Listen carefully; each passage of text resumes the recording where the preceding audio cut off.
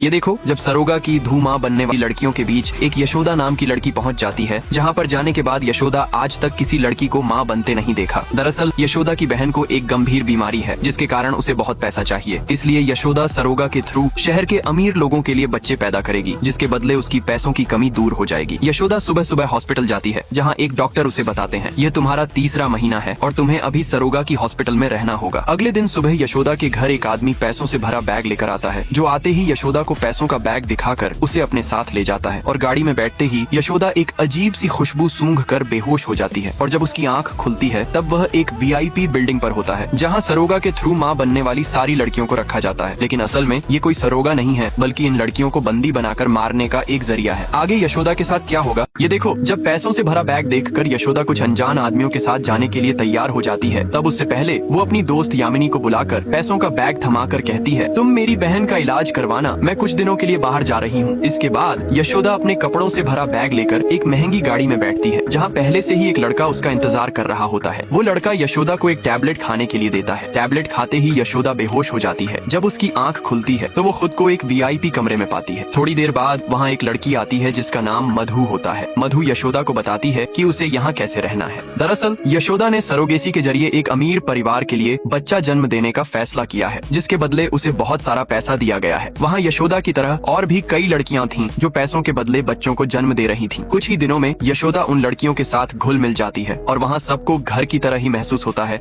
और यशोदा भी खुश रहने की कोशिश करती है। लेकिन कहानी में ट्विस्ट तब आता है जब यशोदा की देखभाल करने वाले डॉक्टर को उससे प्यार हो जाता है। आगे यशोदा इस हॉस्पिटल में क्या क्या करती है। जब यशोदा अपने कमरे में अकेली होती है, तभी अचानक सुधा नाम की एक ऑर्डिनेटर उसके कमरे में आती है और उसे स्कैनिंग के लिए गौतम नाम के डॉक्टर के पास ले जाती है। वहाँ पहुँचते ही यशोदा डॉक्टर के साथ कोमल बातें करता है और प्यार भरी नजरों से देखता है। इसी तरह धीरे धीरे गौतम और यशोदा एक दूसरे से प्यार करने लगते हैं। एक दिन जब सारी लड़कियां खाने के लिए डाइनिंग टेबल पर बैठी होती हैं, तो वे एक दूसरे का परिचय करवाती हैं। किसी का 7वां महीना चल रहा होता है तो किसी का 8वां महीना। और इसी सौदे को देखते हुए सुधा डॉन यशोदा को बाकी ग्रुप की लड़कियों के साथ रहने का सुझाव देती है। इससे सारी लड़कियां बहुत खुश हो जाती हैं, सिवाय तेजू नाम की एक लड़की के। लेकिन तेजू कहती है, मैं तुम्हें हमारे ग्रुप में तभी रख सकता हूँ जब तुम मेरे लिए जॉन 2 से एक सिगरेट की पैकेट लेकर आओगी, क्योंकि वह इस ग्रुप की लीडर है। इसीलिए यशोदा को न चाहते हुए भी चुपके से जॉन 2 में जाना पड़ता है। वहाँ पहुँचते ही एक सिक्योरिटी गार्ड यशोदा को देख लेता है, जिसकी नीयत बिल्कुल भी सही नहीं होती। तभी वह गार्ड यशोदा को पकड़ने के बहाने से छूने की कोशिश करता है, मगर उसी समय गौतम आ जाता है। आगे जैसे ही यशोदा जॉन 2 में जाती है, तब कैमरे की मदद से एक गार्ड उसे देख लेता है और गार्ड उसे पकड़ने के लिए उसके पास जाती है। मगर तभी वहाँ गौतम आ जाती है और उसे बाहर लाकर समझाता है कि यहाँ सिर्फ स्टाफ और डॉक्टर को ही आने की परमिशन है, फैशन को यहाँ आना सख्त मना है। इसके बाद एक दिन सारी लड़कियां अपनी अपनी यहाँ आने की कहानी बता रही थीं। तभी काजल को अचानक लेबर पेन होने लगती है, इसीलिए उसे जल्दी से ऑन ऑपरेशन थिएटर ले जाया जाता है, जो कि जॉन 2 में होता है। उस दिन काजल की कोई खबर नहीं आती, मगर अगले दिन मधु आकर सारी लड़कियों को बताती है कि काजल की बच्ची 2 दिन पहले ही मर गई थी और उसकी हालत बहुत बुरी थी, इसीलिए हमने उसका इलाज किया और उसे घर भेज दिया। ये सुनकर सारी लड़कियां बहुत दुखी हो जाती हैं, मगर यशोदा को ये सब कुछ अजीब सा लग रहा था, इसलिए वह बेहोशी का नाटक करके जॉन 2 में जाती है। जब डॉक्टर गौतम उसका इलाज करके चला जाता है, तब कुछ देर बाद एक नर्स आती है, जिसकी हाथ में उसकी दोस्त काजल की अंगूठी होती है। यह देखकर यशोदा को बहुत डर लगने लगता है। यह देखकर यशोदा सोच में पड़ जाती है, मगर वह इसके बारे में पता करने के लिए कमरे से बाहर आती है। तभी अचानक डॉक्टर गौतम उसकी पीठ पर हाथ रख देता है और यशोदा उसी समय बेहोश।